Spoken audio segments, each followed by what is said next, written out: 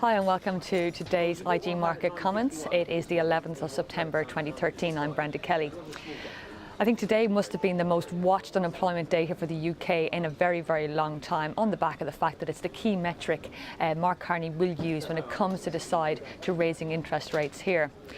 While the economists were expecting 7.8%, we did see a reduction in unemployment to 7.7%. So this is a lot quicker than what has been anticipated by the Bank of England, who don't see the rate coming down to 7% for at least 3 years from now. What was interesting to note as well is that we saw claimant count coming down 32,500 versus the 21,000 expected. But the main crux of the issue, I think, here is the average earnings increase, which was expected to come in at 1.3%, and instead we saw 1.1%. This is well below the inflation that we're seeing here in the UK, and ultimately shows that people are getting less pricing power than initially thought. So it does build a case for an increase in interest rates from the Bank of England. So it'll be interesting to see what Mark Carney has to say about this.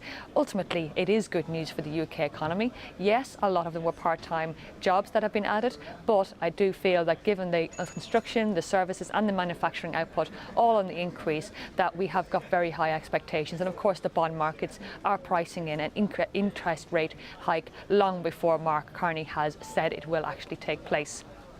So cable, we saw it actually climb through the 200-week moving average for the first time since January, and now what we have is the 50-week moving average capping the gains. This pretty much coincides with the Fibonacci retracement on the daily chart of around 157.83. So we did go through that 158 level, and now we are pulling back, a little bit of profit taking. You would expect to see 157.20 act as a supportive level for now.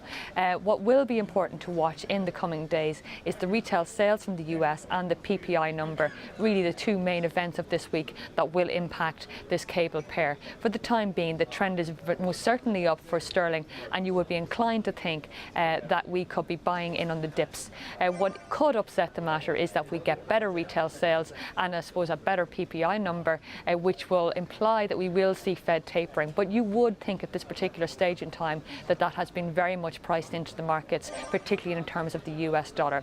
For now, I will be watching the 157 level and looking for any opportunities to get into a long sterling dollar trade.